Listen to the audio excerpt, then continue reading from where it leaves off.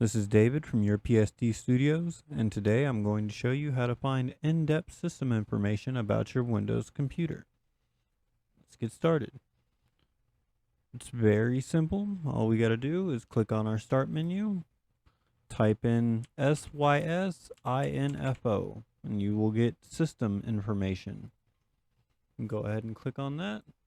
Shows you all the information you'll need to see, your memory, your virtual memory, your graphics card, your processor, your BIOS, your motherboard, all the information. I'm running this in a virtual machine, so it's obviously showing virtual machine information, but everything I could possibly need is being shown in here, and I can go into the additional sections and look at more information.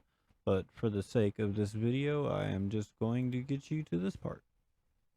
Alright, hope that helps. If you like the video, hit like, hit subscribe, check back later for more cool content. Have a good one.